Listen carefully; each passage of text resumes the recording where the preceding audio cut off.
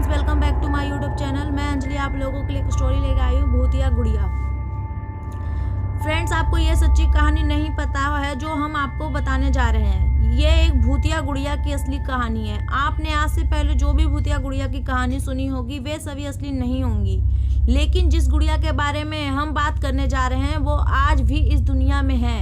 इस गुड़िया को कोई भी अपने घर में नहीं रखना चाहता। इसकी वजह जानकर लोगों की रूह कांप उठती है।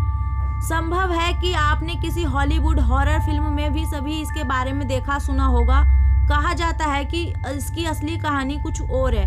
दरअसल इस गुड़िया को भूतिया इसलिए कहा जाता है क्योंकि माना जाता है कि यह गुड़िया जीवित है। फिल्म एनाबेल क्रिएशन में इसके बारे में जो दिखाया गया है इस गुड़िया की सच्ची कहानी से अलग है। अमेरिकन लेखक जॉनी गुरियल ने सबसे पहले अपनी एक रचना में इसका जिक्र किया था, लेकिन सच ये है कि बेहद रहस्यमयी ढंग से ये डॉल उनकी जिंदगी में आई थी। इसके बारे में जानकर आपको बेहद ताजुब होगा। दरअसल बात उस समय की है जब लेखक जॉनी गुरियल बच्चों के लिए किताब की श्रृंखला की रचना करने जा रहे थे। उन्होंने रेजड़ी अण सीरीज नामक एक किताब के साथ एनाबेल डॉल को मार्केट में लॉन्च किया। उनकी यह किताब लोगों के लिए बेहद रोचक विषय थी। डॉल के पीछे छुपी अनोखी कहानी ने लोगों को इसे जानने के लिए मजबूर कर दिया। बात उस वक्त की है जब जॉनी गुरियल ने को अपनी घर के बैकयार्ड में ये डॉल मिली थी। जब उनकी बेटी मार्सेल पैदा हुई तो उसी डॉल से वो हर वक्त खेलती रहती थी। जॉनी ने जब अपनी बेटी को डॉल के साथ खेलते हुए देखा तो उन्हें रेजड़ी अन स्टोरीज लिखने की आइडिया आया। पर दुख की बात यह थी 13 साल की उम्र में ही मार्सेल की मौत हो गई। उसकी मौत का कारण संक्रमित टीका बताया गया। मार्सेल की मौत के बाद जब रेजड़ी अन स्टोरीज को मार्केट में लाया गया तब उस डॉल का मॉडल भी बुक के कवर पेज पर छापा गया। ये मार्सेला को श्रद्धांजलि देने के कारण ही लॉन्च किया गया था। पर हैरानी की बात यह थी कि मार्सेल की मौत के बाद असली एनाबेला डॉल जिससे मार्सेल खेला करती थी वो अचानक घर से कहीं गायब हो गई।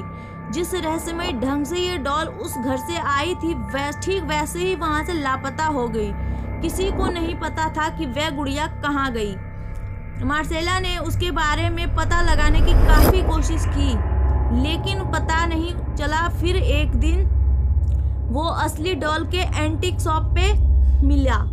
ये बात है साल 1970 की। एक नर्सिंग स्टूडेंट जिसका नाम था डोना, उसकी माँ ने डोना को ये डॉल गिफ्ट की थी, लेकिन डोना ने डॉल को पाने के बाद से ही उसमें कुछ अजीब चीजें नोटिस की। डोना ने देखा कि डॉल अपने आप ही पोजीशन चेंज कर रही थी।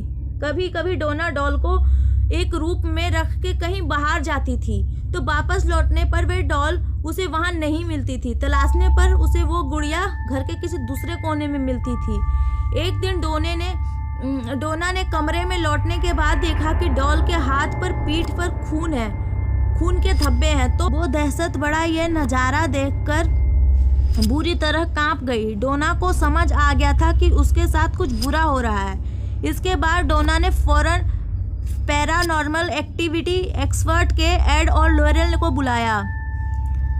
एड और लॉरेन ने जब पाया कि ये डॉल भूतिया है तब डोना और ज़्यादा डर गई। उसने उस गुड़िया को वहाँ से ले जाने के लिए कहा। एड और लॉरेन उस वक्त उस गुड़िया को अपने साथ कार में ऑकल्ट म्यूजियम में ले गए, लेकिन कार से जाते वक्त ही डॉल ने कुछ ऐसी हरकत शुरू कर दी जिसका अंदाजा उन दोनों को नहीं था। दरअसल गुड़िया ने अपनी पूरी ताकत से उन्हें रोकने की कोशिश की। गुड़िया ने बार बार डॉल कार का स्टीयरिंग घुमाने की कोशिश की, मानो कि वे उन्हें कहीं और ले जाना चाहती है। बड़ी मुश्किल से एड और लॉरेन अपनी मंजिल तक पहुंचते हैं।